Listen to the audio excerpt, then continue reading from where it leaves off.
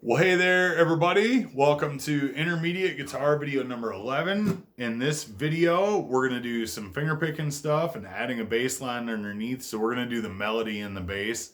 And this is going to help coordinate your two hands more along the lines of kind of like classical guitar playing, or even the idea of a pianist where things are happening at the same time and then against each other.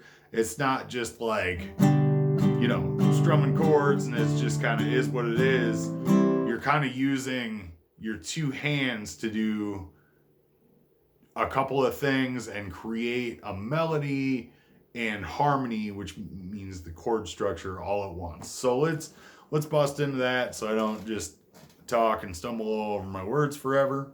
First thing we're going to do is middle finger, pointer finger of your picking hand. Your middle finger will be on the B string, pointer on the G, and you're going to go B, G, B, G repetitively. Okay? And then with your thumb, you're going to add a bass line. We're going to start with the open E underneath. Why? Because E, G, B makes an E minor chord, so it'll be cool. So you kind of open it, just get those fingers going. Now pluck the E with your thumb at the same time that your middle finger hits that B string. Okay, now that would be boring if we did that all day long. So we're gonna add a bass line underneath. We're gonna start a little simple. We're gonna go E, 3rd fret of the low E string, which is a G, 5th fret of the low E string, which is an A, back down.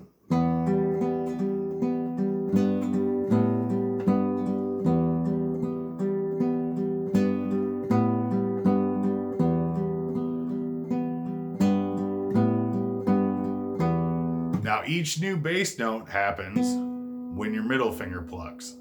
So now we're gonna do a bass line that requires 8th notes, which will require your thumb to pluck with each finger as it hits. So your fingers are essentially keeping these 8th notes going and your thumb's gonna keep going along with them.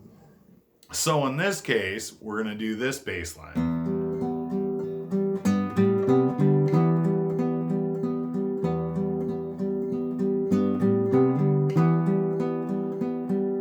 What we have there is the low E open, and then it goes 3-5 on the low E, 3-5 on the A, slide up to the 7 of the A, while your fingers are picking this. Okay?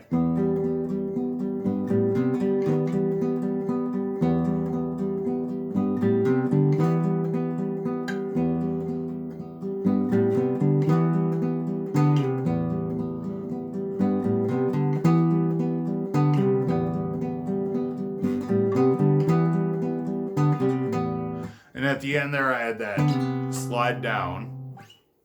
And that's something you could add in too for a little more color. Now, we're going to do the same thing, only with an A minor chord, which means your pinky finger we want on the 5th fret of the B string. Your ring finger we want on the 5th fret of the G string. You're going to pluck those exactly like you were the open strings, only now your thumb's going to hit the open A. And we'll do exactly what we did where it was 0, 3rd fret, 5th fret, 3rd fret, 0 with those fingers. Now the trick here is those two fingers have to stay planted. You need those notes to keep ringing.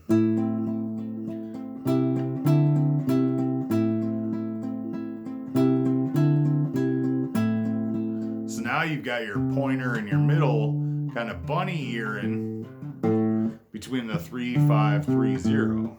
Okay? Now, let's create an 8th note bass line over that A that's similar to what we did with the last one.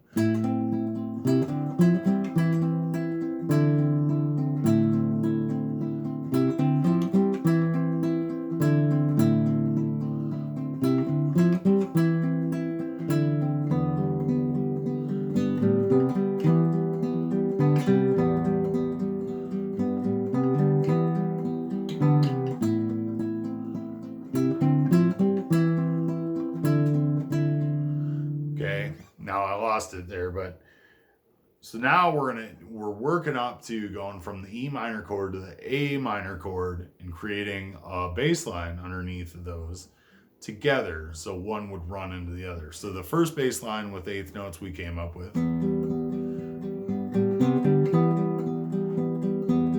goes like that. Now switch to that A.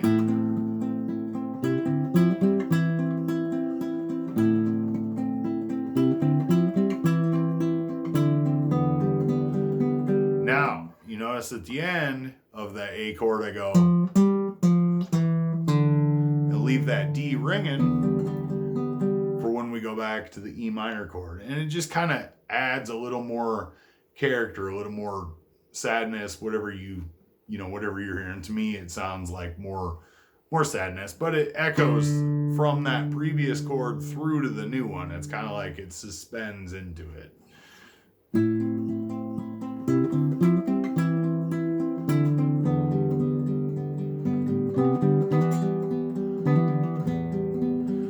And you can get to where you're doing all kinds of crazy, trills and noodly stuff. The thing is to just always be aware of, like, are these two fingers constantly keeping that going no matter what? Because I noticed that first time I did the slide up and slid down, I actually didn't hit with the pointer finger. I slid down like without it. But it happened so quick, and I went back to doing that. You might not have noticed it, but those things happen, and those things are the things you need to pay attention to and be like, oh, did I do that? I need to stop doing that.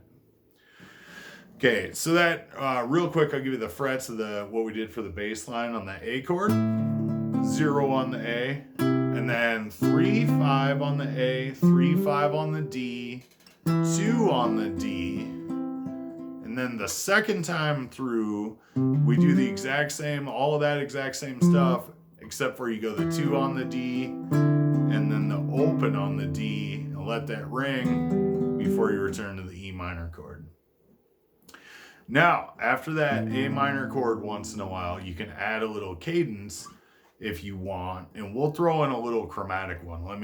I'll play it real quick off the A minor and go back around to the E, and then we'll discuss what happened there.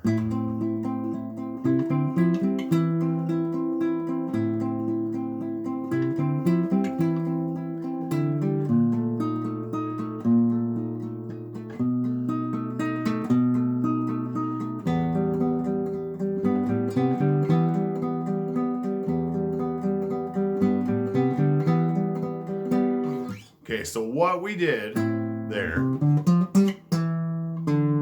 did all of that just like we're going to return to the E, but instead we go to an A sharp. Your pointer finger goes to the first fret of the A string. Middle finger is on the second fret of the G string. Pinky is on the fourth fret of the B string.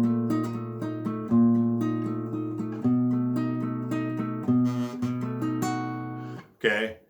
And then you go put your pointer up to the second fret of the A string and keep your middle and your pinky where they were, which makes a B diminished chord, which is the 5 chord of E.